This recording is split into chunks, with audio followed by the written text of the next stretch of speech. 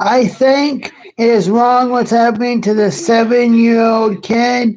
I think the mom is crazy who had an egg donor from somewhere else, so it's not even her biological kid. And parents are broken up, and they're using this as a custody dispute, I believe, as a weapon because they're having a fight. So they are sitting there hashing it out. But I think instead they're using the kid as a pawn to try to transition when the kid doesn't know he's just a kid.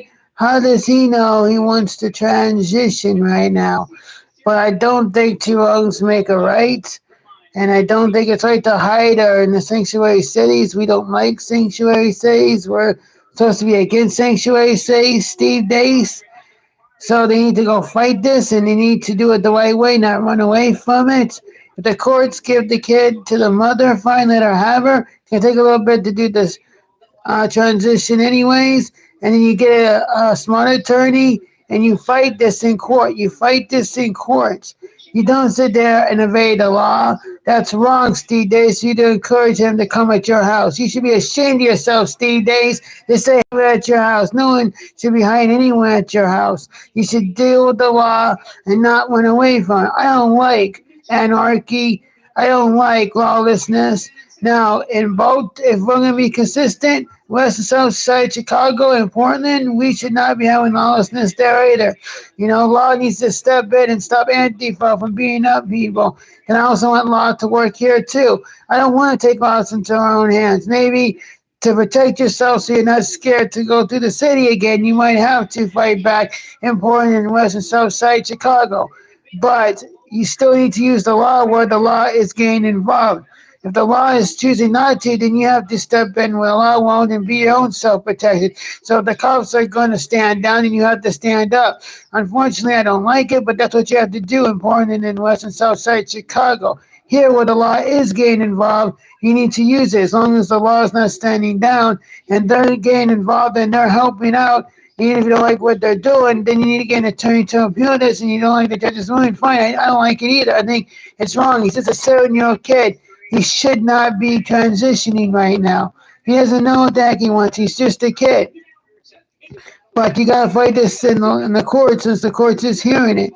Whereas the courts ain't even hearing Andy knows assault charge. I'm very sure of that by Antifa. There is no law and order in Portland. There's law and order in Texas. So you need to lean on it, you need to fight it, and you need to get a good attorney. Running away to Steve Dace's house is not the answer, or anyone's house. I don't like sanctuary cities, so why would I support sanctuary cities here for our own citizens? I don't like sanctuary cities, period. I don't think anyone should hide. Anyone should just deal with the law and let the law play itself out. God says he'll have his protection over you. You need to go deal with this. That's why when you was touched by an angel, it was about you going to court and owning up to what you did and just taking the consequence and your punishment because he did something wrong. He had to go there and admit to the judge, yes, I shot this person, I killed this person. I wanted to take the time for whatever I did. I think it was a hit and run crash or something. I forget all the details in the Touched by an Angel episode, but the point is he went there and took ownership of the punishment, the crime, and then did the time. You need to do the same thing. If you don't like the ruling, get a good attorney. But you need to go face the judge and face it, and the truth will set you free and get the truth to come out there. And if the kid doesn't want to be transitioned, then don't transition him. He says the kid doesn't know what he wants anyways. Fight this in a courtroom. But it's not okay because you don't like the ruling to sit there and to go and hide out in someone's house in a sanctuary. I'm okay with having a gun and pointing at them. They're going to take the kid. No, I'm not even for that either. Because the court's coming for the kid, get him up to the mud. That's the ruling. You can't find a ruling that you don't like. You can fight the ruling, but in a courtroom with a good attorney, not literally, but figuratively. So a man's going to point a gun on someone to try to take his kid. Then you know what? Fight it in a courtroom. Fight it in the courtroom. But to sit there and say, well, I'm just going to sit there and two wrongs don't make it right. So you think because they're out of their mind and crazy what they're doing, so you just get to then point a gun at someone's head, Ben? No, who are you doing? If I was the one, I'm just doing my job. The state's told me to come and take your kid, Ben. I'm just doing my job. What if I was working for the state of California? My cousins used to live out there. I mean, no, if I chose to get a job out there, I mean, I want it because I don't like California. But if I was, I would just be doing my job. Now you can point a gun at me. I'm just doing my job, Ben. Nobody's hiring me. It's not my fault. Get an attorney, fight the damn thing. You know, go in the court and raise holy hell, or take it to the courts and try to get a ruling or try to get justice for your injustice that happened to you. That I'm okay with. But it's not okay if you just simply go in there and do vigilante justice. You need to go fight this. But vigilante justice is not the way to go about it, Ben Shapiro. You know, that's just the way that it is. You need to fight this the legal way, not unlawful way. You know, we don't need this stuff, man. Anarchy is not the way to go about it. Unless we had to, if it was into a civil war, but it doesn't mean we need to do it that way. If we had to, then we had to, but we need to fight it the right way first. And finally, I do understand from a factual standpoint and from what they're doing standpoint on the Democrats and the Republicans obstructing Trump and trying to impeach him and all this other stuff that they're doing to him. I just don't understand from a why standpoint. I understand from a what standpoint why they're doing it, just not from a why standpoint. I can't get in their heads. What's motivating to choose, a cushy job that they're going to keep forever and sway parties over doing the right thing. I don't know how people can do that because that's not my mindset.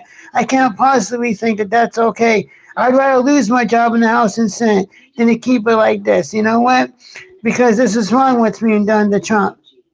It is a witch hunt, and they are sitting there attacking him. I don't get why, they're sitting there not helping Trump pass, repeal on Obamacare. Why they're not doing? I know why from a what standpoint is what is because they want to get the cushy jobs and make all kinds of money. But why their mindset is motivated to be wired to that and to why they choose to make money over doing the right thing. That's why I don't get, and that's the why I don't understand. What I said in my last video is on the why, from the why standpoint, I don't get the why from the what standpoint. I do get. I get why from the what, but not why from the why, because my mind doesn't work that way. So I don't get how anyone can choose money over doing the right thing, and not working for Trump and not helping Trump pass his stuff.